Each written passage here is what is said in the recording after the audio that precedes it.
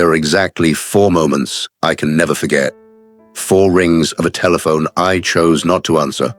4 chances to hear my son's voice one last time. I'm 89 years old.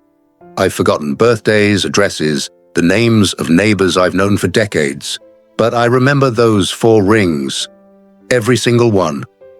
It was a Tuesday in 1973. The phone rang while I was working. I looked at it. I made a choice. 3 hours later, my son was dead. His name was Michael, 28 years old. Brown hair like his mother. Her smile too. He worked at the textile plant on the east side of town. Steady job, good benefits, the kind of work a father wants for his son. That Tuesday started like any other. I was home working on the quarterly reports for Morrison Industrial, numbers that needed checking, columns that needed balancing. Important work. At least, that's what I told myself. The phone sat on the small table near the window, heavy black rotary phone with a bell that could wake the dead. When it rang at 2:47 that afternoon, I was deep in calculations. Pen in hand, papers spread across the dining table. I looked up, saw the phone, saw the time on the mantel clock, felt the irritation rise in my chest. I didn't pick up. First ring, second ring, third ring, fourth ring, then silence. I went back to my numbers. Relief washed over me. Whatever it was could wait.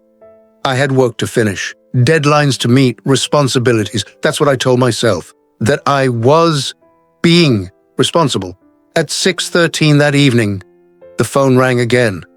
This time I answered. It was County General Hospital. There had been an accident. A delivery truck ran a red light at the intersection of 5th and Main. Michael's sedan. Direct impact.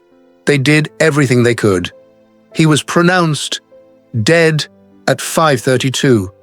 The doctor's voice was kind, professional. She said he likely didn't suffer, said these things happen fast, said I should come when I was ready.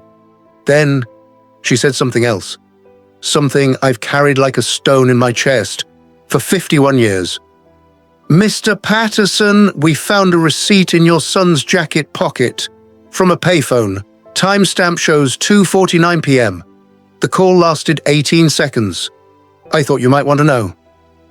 2:49. 2 minutes after my phone stopped ringing. He had called someone else because I didn't answer.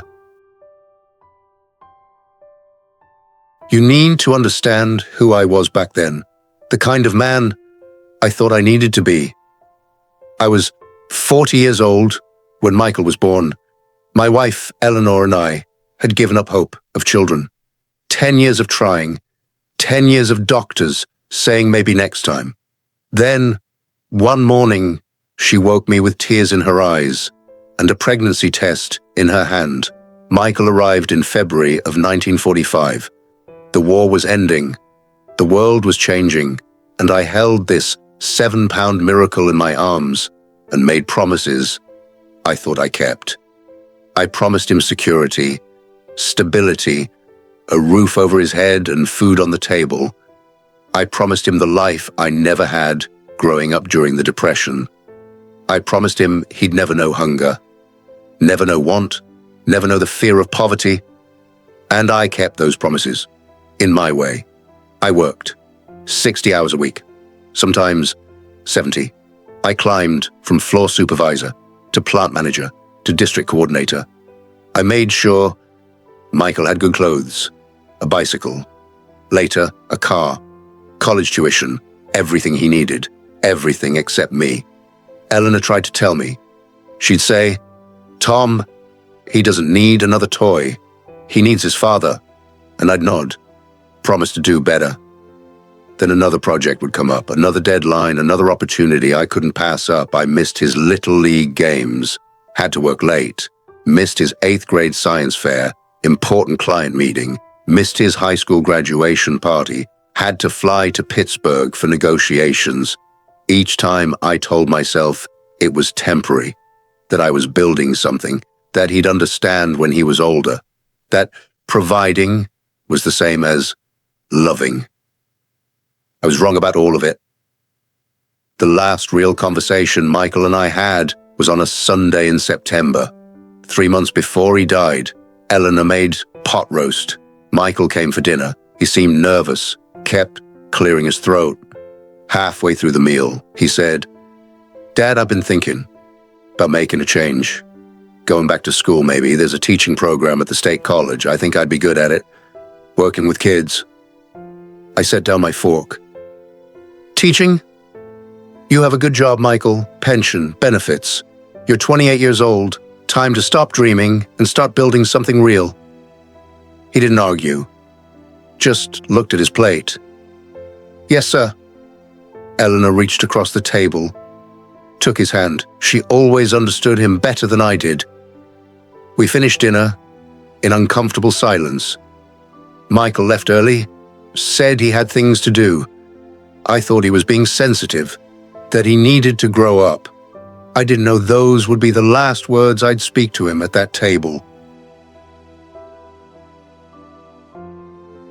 The funeral was on a Friday. Cold November rain, the kind that soaks through your coat and settles in your bones. Eleanor stood beside me at the grave, her hand in mine. She hadn't cried yet, hadn't spoken much either. Just this hollow silence between us that felt like the end of something beyond our son. After everyone left, after the casket was lowered, after the last sympathetic hand touched my shoulder, I found Eleanor in our kitchen. She was sitting at the table, staring at nothing. "I need to tell you something," she said. Her voice was flat, empty. She told me about the phone call, the one at 2:49. Michael had called her at her sister's house, where she'd gone for the afternoon. He'd needed to hear a parent's voice, needed to share something important. He'd quit his job that morning, walked into his supervisor's office, and gave notice. He was enrolling in the teaching program in January. He was terrified and excited and hopeful, and he'd tried to tell me first. "He wanted to call you together," Eleanor said, "wanted us both on the line. But you didn't answer, so he called me alone. And you know what he said, Tom?" I couldn't speak, couldn't move. "He said I tried Dad first. I really wanted him to hear this, but he must be working on something important. It's okay, I know he's doing his best." Those were some of the last words my son spoke, and he used them to defend me, to make excuses for the father who'd spent 28 years teaching him that work mattered more than he did.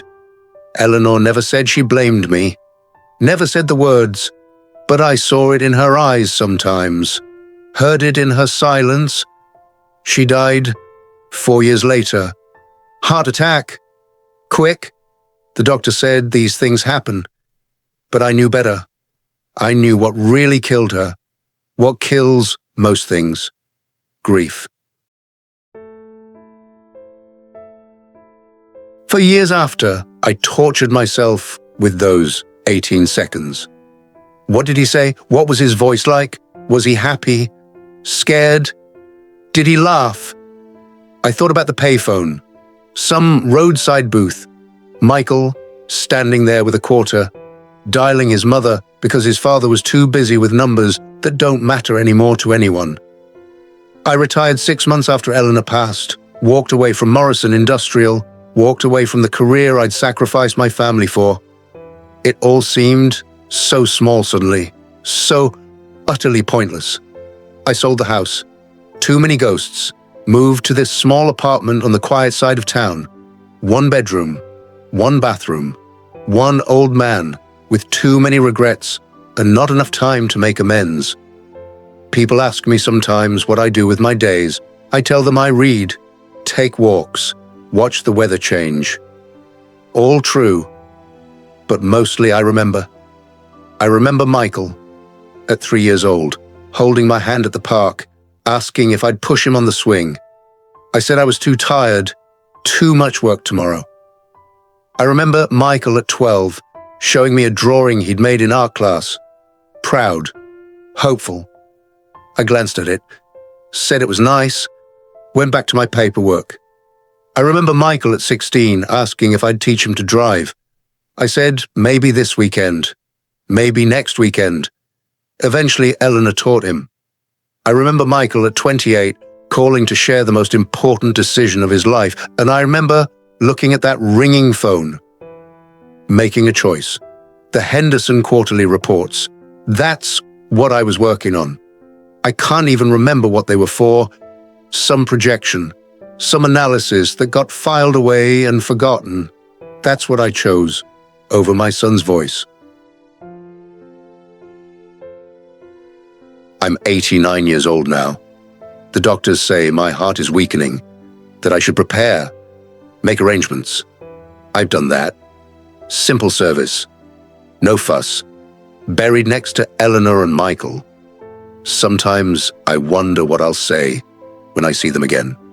If there's anything after this, any place where the dead wait for the living to arrive, with their apologies, I imagine Michael will smile. That easy smile he got from his mother. He'll probably say it's okay, that he understands, that he forgives me. But I don't know if I'll ever forgive myself. People talk about regret like it's a single moment, a sharp pain that fades with time. But real regret isn't like that. Real regret is a dull ache that lives in your chest. That wakes you at 3 a.m. That sits across from you at breakfast. That follows you through every quiet moment. Real regret is knowing exactly when you failed, knowing exactly what it cost, and knowing you can never ever make it right. I've thought a lot about what matters, what's urgent versus what's important. Work feels urgent. It has deadlines, consequences, people depending on you, but people are just there, constant, available until they're not. And then you have 51 years to finish all that urgent work, alone, in a quiet apartment, with no one to call. I don't tell you this story for sympathy. I made my choices. I lived with them. I'll die with them.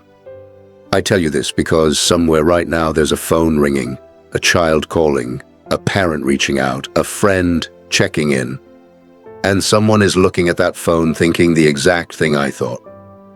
I'll call them back. I'm busy. It can wait.